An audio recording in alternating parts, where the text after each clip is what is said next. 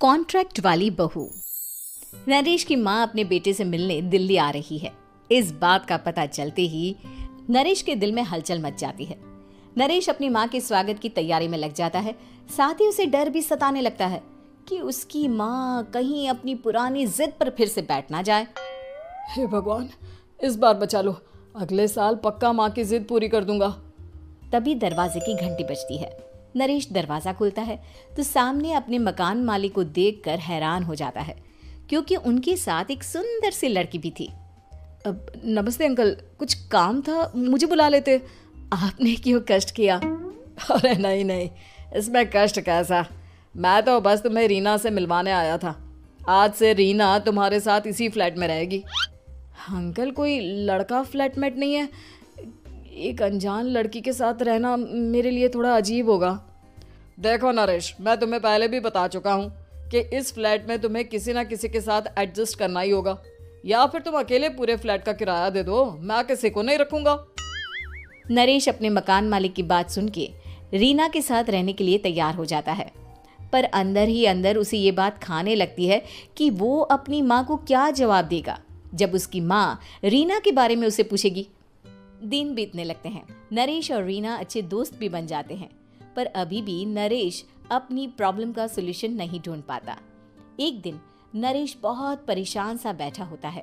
तभी रीना उसे पूछती है, क्या हुआ नरेश, तुम काफी परेशान लग रहे हो, सब ठीक तो है ना? हाँ सब ठीक है, बस एक छोटी सी प्रॉब्लम है। वो एक्चुअली 2 दिन बाद मेरी माँ मुझसे मिलने आ रही है। अरे तो इसमें प्रॉब्लम क्या है, ये तो खुशी की बात है। हाँ रीना, बट मेरी माँ एक जिद लेकर बैठ गई है कि मैं शादी कर लूँ, पर मैं अभी इस चीज़ के लिए तैयार नहीं हूँ। ऊपर से जब वो तुम्हें देखेगी तो 100 सवाल करेगी, क्या जवाब दूंगा? अरे इसमें कोई टेंशन वाली बात नहीं है। मेरे पास ना इस प्रॉब्लम का सलूशन है, जिससे ना तुम्हें शादी करनी पड़ेगी और ना ही तुम्हारी माँ मेरे बारे में कुछ पूछेंगी। रीना की बात सुनकर नरेश सोच में डूब जाता है। वो सोचता है कि रीना खुले ख्यालों वाली लड़की है, कहीं माँ को सच बता ना दे। नरेश को सोच में डूबा देखकर रीना कहती है, अरे क्या हुआ, किस सोच में पड़ गए? डोंट वरी, जैसा तुम सोच रहे हो ना वैसे कुछ भी नहीं है। मेरे पास एक प्लान है। मैं कुछ समझ नहीं पा रहा हूँ, कैसा प्लान? मैं समझाती हूँ। हम ना एक कॉन्ट्रैक्ट मैरिज कर लेते हैं। फिलहाल मेरे पास जॉब नहीं है, तो तुम इस रूम का किराया दे देना जब तक तुम्हारी माँ यहाँ रहेंगी, सिर्फ तब तक। और तुम अपनी माँ से कह देना कि मैं तुम्हारी पत्नी हूँ, इससे वो मेरे यहाँ रहने पर कोई सवाल भी नहीं करेंगी। अरे बात तुम्हारी ठीक है, पर माँ से झूठ बोलना, ना ना पापा, मैं ये रिस्क नहीं ले सकता। कोई और आइडिया दो ना तुम। देखो मंजूर हो तो बोलो, वरना सच बता दो, मुझे कोई प्रॉब्लम नहीं है। रीना की बात सुनकर नरेश सोच में डूब जाता है। बहुत सोचने के बाद जब उसे कोई रास्ता नहीं मिलता तो वो रीना के बताए हुए रास्ते पर चलने के लिए तैयार हो जाता है। वो रीना से बात करता है और अपनी माँ की पसंद और नापसंद के बारे में बताता है। रीना भी नरेश की सभी बातों को ध्यान से सुनती है, ताकि कहीं उससे कोई गलती ना हो जाए। आखिर वो दिन भी आ जाता है जब नरेश की माँ उससे मिलने दिल्ली आ जाती है। नरेश अपनी माँ को फ्लैट पर लेकर जाता है। जैसे ही नरेश की माँ फ्लैट के अंदर जाती है, रीना उसके पैर छू लेती है। ये देखकर नरेश की माँ थोड़ी घबरा जाती है और नरेश से पूछती है, अरे बेटा नरेश, ये कौन है? माँ, ये आपकी बहू रीना है। माफ़ी चाहता हूँ, सब कुछ इतनी जल्दी में हुआ कि आपको बता ही नहीं पाया, इसलिए सोचा कि क्यों ना आपको सरप्राइज दिया जाए। अरे बेटा, मैं तो बस तेरा घर बसा हुआ देखना चाहती थी। हाँ, बहुत अरमान थे अपनी इकलौते बेटी की शादी को लेकर, लेकिन कोई बात नहीं, शायद किस्मत को यही मंजूर होगा। ये कहते ही नरेश की माँ रीना को गले लगा लेती है। रीना बेटिया, मेरा बेटा ना थोड़ा नादान है, पर तुम काफ़ी समझदार लगती हो, और मैं जानती हूँ कि तुम इसका बहुत अच्छे से ध्यान रखोगी। माँ आप चिंता मत कीजिए, मैं सब संभाल लूंगी। नरेश की माँ अपने बहू और बेटे के साथ खुशी खुशी रहने लगती है। दिन बीतने लगते हैं। नरेश की माँ और रीना का रिश्ता बहुत मजबूत होता चला जाता है। वो दोनों सारा दिन एक साथ रहती और खूब बातें करती। इधर साथ रहते रहते नरेश और रीना भी एक दूसरे से प्यार करने लगते हैं। दोनों को इस बात का एहसास हो जाता है, फिर भी वो इस बात को छुपा कर ही रखते हैं। एक दिन नरेश की माँ और रीना शादी के बारे में बात करने लगते हैं। रीना बिटिया, ये तो नरेश ने मुझे बिना बताए शादी कर ली, वरना मैं तो अपनी इकलौती बेटी की शादी इतनी धूमधाम से करती कि सारी दुनिया देखती रह जाती।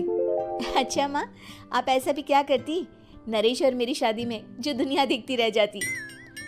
अरे बिटिया, एक माँ के अरमान तुम अभी नहीं समझोगी। मैं तो अपनी बहू को एक रानी की तरह लेकर आती और शादी भी बिल्कुल शाही अंदाज में करती, पर मेरे तो सारे अरमान ऐसे ही रह गए। खैर, मुझे तो अपने बेटे और बहू की खुशी चाहिए बस। ये कहते हुए नरेश की माँ की आंखों में आंसू आ जाते हैं। रीना भी ये सुनकर ख्यालों में खो जाती है, क्योंकि वो भी मन ही मन खुद को नरेश की पत्नी और उसकी माँ की बहू मानने लगी थी। शाम को जब नरेश ऑफिस से घर आता है तो रीना खुद को रोक नहीं पाती और नरेश के सामने उसकी माँ को अपने और नरेश के रिश्ते का सारा सच बता देती है। रीना की बात सुनकर नरेश की माँ दोनों से बहुत नाराज हो जाती है और घर वापस जाने की बात करने लगती है। तुम दोनों ने मुझसे सच छुपाकर बहुत ठेस पहुंचाई है मुझे। अब तुम लोगों के साथ नहीं रहना चाहती मैं, कल ही वापस चली जाऊंगी अपने घर। माँ, मुझे माफ कर दो, ये सब मैंने रीना के कहने पर ही किया है, वरना मैं भी आपको कभी ठेस पहुंचाने के बारे में सोच भी नहीं सकता।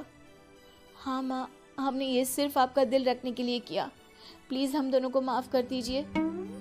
तुम दोनों ने मेरे अरमानों के साथ खिलवाड़ किया है, और वैसे भी मुझे अपने बेटे के लिए एक अच्छी लड़की ढूंढनी है, इसलिए मेरा यहाँ से जाना ही बेहतर होगा। माँ की ये बात सुनकर रीना खुद को रोक नहीं पाती। माँ, क्या मैं आपके घर की बहू बनने लायक नहीं हूँ? रीना की बात सुनकर नरेश हैरान रह जाता है। नरेश की माँ भी कुछ समझ नहीं पाती। मैं कुछ समझी नहीं, आखिर तुम कहना क्या चाहती हो? माँ, मैं वो नरेश से बहुत प्यार करती हूँ और साथ ही साथ मैं आपको भी अपनी माँ मान बैठी हूँ। आज जब आपकी बातें सुनी तो खुद को रोक नहीं पाई, इसलिए सारा सच आपको बता दिया। रीना की बात सुनकर नरेश की माँ की आंखों में आंसू आ जाते हैं और वो अपने बेटे नरेश और रीना को गले लगा लेती है। मेरे घर की बहू तो सिर्फ रीना बिटिया ही बनेगी। मैं आज ही तुम दोनों की शादी की तारीख निकलवा दूंगी, बस एक बार तुम्हारे घर वाले मान जाए। उसी दिन रीना के माता पिता भी उनके फ्लैट पर आ जाते हैं। दोनों परिवार आपस में बैठकर बातें करते हैं और शादी के लिए राजी हो जाते हैं। रीना भी कॉन्ट्रैक्ट फाड़ देती है और कहती है, सही मायने में मैं अब बहू बनूंगी, अब तक तो सिर्फ कॉन्ट्रैक्ट वाली बहू थी।